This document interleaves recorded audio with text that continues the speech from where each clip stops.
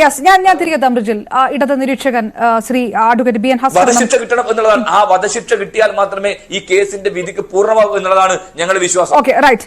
Advocate B N Haskar നമുക്ക് പറ്റിയിരുന്നു. Advocate B N Haskar, supreme കോടതി വരെ CBI അന്വേഷണം എതിർത്ത് എന്തിന് സംസ്ഥാന സർക്കാർ പോയി, എന്തിന് ഈ 1 കോടി രൂപയിലേറെ ആ നിയമ പോരാട്ടത്തിന് ചെലവഴിച്ചു എന്നതിനൊക്കെ ഇപ്പോൾ ഉത്തരമായി അല്ലേ? അതായത് പാർട്ടിയുടെ മുൻ MLA വരെ പ്രതികളാകുന്ന ഡാമേജ് ഒഴിവാക്കാൻ നടത്തിയ രാഷ്ട്രീയ ശ്രമങ്ങൾ പാടെ പാളിപ്പോയി. എങ്ങനെ പ്രതിരോധിക്കും പാർട്ടി? അപർണ, ഇതില് CPIM-നെ സംബന്ധിച്ചിടത്തോളം നടത്തിയിട്ടുള്ള നീക്കങ്ങൾ, ഒരുപക്ഷെ നിയമപരമായിട്ടുള്ള നീക്കങ്ങൾ CPIM മാത്രമല്ല നടത്താൻ കഴിയുക.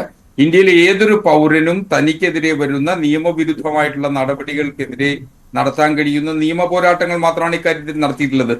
അതിനപ്പുറം CPIM ഏതെങ്കിലും തരത്തിൽ വലിയ തോതിൽ ഇതിനെ പ്രതിരോധിക്കുന്നതിന് വേണ്ടി നിയമ നടപടികൾ നടത്തി എന്നൊക്കെ വാദിക്കുന്നത് ശരിയല്ല എന്നുള്ളതാണ് എനിക്ക് തോന്നുന്നത്. കുഞ്ഞിരാമൻ CPIM-ന്റെ ജില്ലാ സെക്രട്ടേറിയറ്റ് അംഗമാണ്. അദ്ദേഹത്തെ മുതുമ MLA കൂടിയാണ്. അദ്ദേഹത്തെ ഇപ്പോ 225 IPC പ്രകാരമാണ് ശിക്ഷിക്കപ്പെട്ടിട്ടുള്ളത്. അതായത് ഔദ്യോഗിക കൃത്യനിർവഹണത്തിനെത്തിയ പോലീസ് ഉദ്യോഗസ്ഥരെ ഒരുപക്ഷെ ജീവപര്യന്തം വരെ ശിക്ഷ ലഭിക്കാവുന്ന പ്രതികളെ അവരുടെ ഔദ്യോഗിക കൃത്യനിർവഹണം തടസ്സപ്പെടുത്തിക്കൊണ്ട് രക്ഷപ്പെടുത്താൻ സഹായിച്ചു എന്നുള്ള കുറ്റകൃത്യം മാത്രമാണ്. അദ്ദേഹത്തിന്റെ വിശദീകരണം അദ്ദേഹത്തിന്റെ 313 സ്റ്റേറ്റ്മെന്റിലും ഇന്നും നിങ്ങൾ മാധ്യമങ്ങളിലൂടെ കേട്ടിട്ടുണ്ടാവണം. അദ്ദേഹം പറഞ്ഞിട്ടുള്ളത് താൻ സതുദ്ദേശപരമായി പോലീസിനെ സഹായിക്കുന്നതിനു വേണ്ടി ഒരു പ്രശ്നത്തിൽ ആൾക്കൂട്ടത്തിൽ ചെന്ന് ഇടപെട്ടു എന്നുള്ളത് മാത്രമാണ്. അപ്പോ അദ്ദേഹത്തെ ഗൂഢാലോചന സിദ്ധാന്തത്തിലൊന്നും ഉൾപ്പെടുത്തിയിട്ടൊന്നുമില്ല. അദ്ദേഹത്തിനെതിരെയുള്ള നടപടി, അദ്ദേഹത്തിനെതിരെയുള്ള ശിക്ഷ എന്ന് പറയുന്നത് പോലീസിന്റെ ഔദ്യോഗിക കൃത്യനിർവഹണം തടസ്സപ്പെടുത്തിയ ഒരു പ്രതിയെ രക്ഷിച്ചു, ജീവപര്യന്തം വരെ ശിക്ഷ ലഭിക്കാവുന്ന ഒരു പ്രതിയെ രക്ഷിച്ചു എന്നുള്ള കുറ്റകൃത്യം മാത്രമാണ്.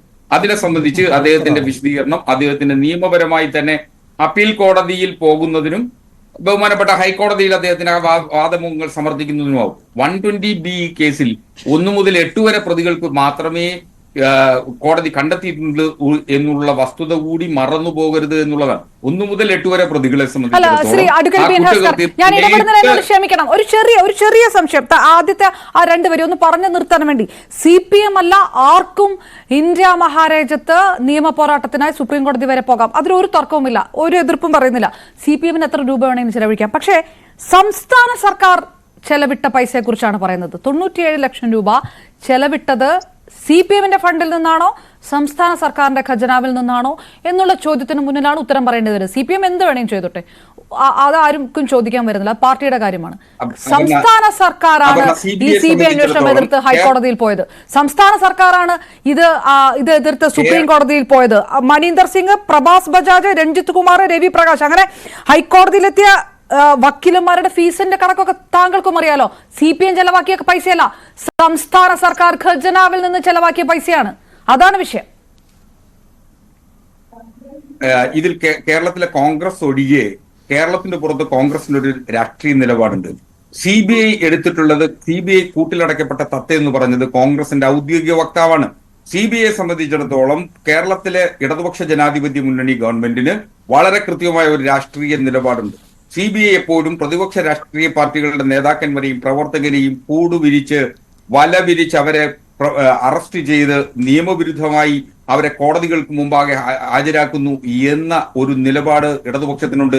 ആ ഇടതുപക്ഷ ഗവൺമെന്റ് ഭരിക്കുന്നത് കൊണ്ടാണ് ഡൽഹി സ്പെഷ്യൽ പോലീസ് ആക്ട് പ്രകാരം നിയമിതമായിരിക്കുന്ന CBI നടത്തുന്ന അന്വേഷണത്തെ എതിർക്കുന്നതിനാവശ്യമായിട്ടുള്ള നിയമ നടപടികളുമായി സംസ്ഥാന സർക്കാർ പോയത്. അത് അതിലും ഞാൻ ഒരു കാര്യം ചോദിച്ചോട്ടെ, രാഷ്ട്രീയമായിട്ടുള്ള വിഷയങ്ങളിൽ, രാഷ്ട്രീയമായിട്ടുള്ള ആരോപണങ്ങളിൽ CBI കേസിനെ എതിർക്കുന്നത് രാഷ്ട്രീയ നിലപാടാണ്.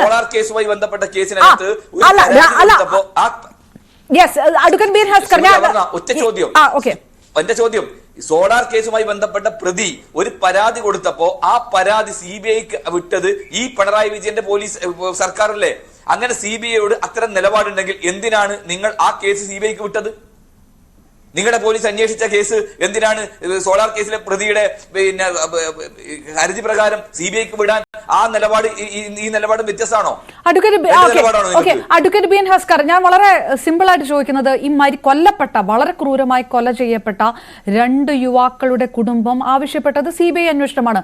രാഷ്ട്രീയ വിഷയത്തിൽ CBI വേണ്ട, കൂട്ടിലടക്കപ്പെട്ട തത്തയാണെന്ന് സർക്കാർ പറയുന്നത് മനസ്സിലാക്കാം, കോൺഗ്രസിന്റെ നിലപാടുമായി ബന്ധപ്പെടുത്തി ചോദിക്കാം. പക്ഷെ ഇതായിരുന്നില്ല. ഇതാ 2 യുവാക്കളുടെ കുടുംബം പറഞ്ഞത് CBI അന്വേഷണം വേണ്ടമാണ്. സർക്കാർ എതിർത്തത്, CPM ആണെങ്കിലും സർക്കാരാണെങ്കിലും എതിർത്തത് ക്രൂരമായി കൊല ചെയ്യപ്പെട്ട യുവാക്കളുടെ കുടുംബത്തിന്റെ ആവശ്യമാണ്. അതിൽ പൊളിറ്റിക്സ് അല്ല വരുന്നത്. അപർണ, ഇത് പലപ്പോഴും CBI അന്വേഷണവുമായി ബന്ധപ്പെട്ട് ഹൈക്കോടതികളുടെ ഹർജികളിലേക്ക് വരുമ്പോൾ 2 രീതിയിൽ CBI അന്വേഷണത്തിന് ശുപാർശ ചെയ്യാൻ കഴിയും. ഒന്ന്, സംസ്ഥാന സർക്കാർ ഒരു നിലപാടെടുക്കുന്നു, ആരുടെയെങ്കിലും പരാതികളുടെ അടിസ്ഥാനത്തിൽ ആ അന്വേഷണം CBIക്ക് വിടണമെന്ന് തീരുമാനിച്ചു കഴിഞ്ഞാൽ നിശ്ചയമായും CBIക്ക് വിടുന്നതിന് സംസ്ഥാന സർക്കാരിന് അധികാരമുണ്ട്. 2, ഹൈക്കോടതിയുടെ ഇടപെടലുകൾ മൂലം ഹൈക്കോടതി നിർദ്ദേശിക്കുന്നതിന്റെ അടിസ്ഥാനത്തിൽ CBIക്ക് ഒരു കേസ് കൈമാറ്റം ചെയ്യുന്നതിന് നിയമപരമായ സാധുതയുണ്ട്. ഇതിൽ സംസ്ഥാന സർക്കാരിനെ സംബന്ധിച്ചിടത്തോളം CBI അന്വേഷണത്തെ വ്യത്യസ്തമായ നിലപാട് ഇക്കാര്യത്തിലുണ്ട്. ആ വ്യത്യസ്തമായ നിലപാട് കൊണ്ടാണ് ഇന്നിപ്പോ CBI, നിങ്ങൾ ആരും വലിയ തോതിൽ CBI ഇത്രത്തോളം വാഴ്ത്തിക്കൊണ്ടിരിക്കുമ്പോൾ CBI കണ്ടെത്തി തെളിവുകളുടെ അടിസ്ഥാനത്തിൽ കോടതിയിൽ കുറ്റപത്രത്തിൽ കുറ്റാരോപിതരായി നിരന്നുനിന്ന 10 പ്രതികളെയാണ് ഇപ്പോൾ വെറുതെ വിട്ടിരിക്കുന്നത്. എന്തുകൊണ്ടത് സംഭവിച്ചു എന്ന് ആരെങ്കിലും ചർച്ച ചെയ്യുന്നുണ്ടോ? നിരപരാധികളാണെന്ന് കോടതി കണ്ടെത്തി എന്ന് പറയുമ്പോൾ തന്നെ അവർക്കെതിരെ ഉന്നയിക്കപ്പെട്ടിട്ടുള്ള ആരോപണങ്ങൾ കോടതി മുമ്പാകെ തെളിയിക്കുന്നതിന് ആവശ്യമായിട്ടുള്ള തെളിവുകൾ ഹാജരാക്കുന്നതിൽ CBI പരാജയപ്പെട്ടു എന്നല്ലേ. അപ്പൊ സ്വാഭാവികമായും CBI പല കേസുകളിലും ചെയ്യാറുള്ളത് ഈ കൂട്ടത്തിൽ പ്രതികൾ, നിങ്ങൾ കേരളത്തിലെ CBI നടത്തിയിട്ടുള്ള അല്ലെങ്കിൽ ഇന്ത്യയിലെ CBI നടത്തിയിട്ടുള്ള അന്വേഷണങ്ങളുടെ കേസുകളുടെ കൊലപാതക കേസുകളുമായി ബന്ധപ്പെട്ട് പരിശോധിച്ചാൽ മാപ്പുസാക്ഷി ഇല്ലാത്ത വളരെ അപൂർവം കേസുകൾ മാത്രമാണ് CBIക്ക് ഉണ്ടാവാറുള്ളത്. അങ്ങനെ മാപ്പുസാക്ഷിയാക്കപ്പെടുന്ന ആളുകളുടെ മൊഴികളുടെ അടിസ്ഥാനത്തിൽ ആ സാക്ഷികൾ മൊഴികളുടെ അടിസ്ഥാനത്തിൽ ലഭിക്കുന്ന തെളിവുകൾ മാത്രമാണ് പലപ്പോഴും CBI അവരുടെ കൺവിക്ഷൻ റേഷ്യോ എന്ന് പറയുന്നത് മറ്റു സംസ്ഥാന പോലീസ് നടത്തിയിട്ടുള്ള അന്വേഷണങ്ങളുടെയും സംസ്ഥാന പോലീസ് കോടതി മുമ്പാകെ നടത്തിയിട്ടുള്ള കുറ്റപത്രങ്ങളിൽ വന്നിട്ടുള്ള കൺവിക്ഷൻ റേഷ്യോ പരിശോധിച്ചു കഴിഞ്ഞാൽ CBIയുടെ തുലവും കുറവ് മാത്രമാണ്. CBI ഒരു മികച്ച അന്വേഷണ ഏജൻസി എന്ന അർത്ഥത്തിൽ നമുക്ക് പറയുവാൻ കഴിയാത്തത് CBI രാഷ്ട്രീയ യജമാനന്മാരുടെ ചട്ടുകുമായി പ്രവർത്തിക്കുന്നു എന്ന് പറയുന്നത്. ശ്രീ കെ എം ഷാജ, ഞാൻ താങ്കളിലേക്ക് പറയാം. എനിക്ക് അപ്പോഴും ഈ രാഷ്ട്രീയ വിഷയമാണോ, ഇതൊരു കുടുംബത്തിന്റെ ആവശ്യമല്ലേ എന്നുള്ള വളരെ ഒരു പൊതുജനം ചോദിക്കുന്ന ഒരു ചോദ്യം മുന്നിൽ നിൽക്കുകയാണ്. അഡ്വക്കേറ്റ് ബി എൻ ഹസ്കർ പറയുന്നത് അതൊരു നിലപാടാണ്, അത് സമ്മതിക്കാം. പക്ഷേ ഈ വിഷയത്തിനകത്ത് അതെങ്ങനെയാണ് അത് കൂട്ടിച്ചേർത്ത് വായിക്കാൻ പറ്റുന്നത് എന്ന് മനസ്സിലാവുന്നില്ല.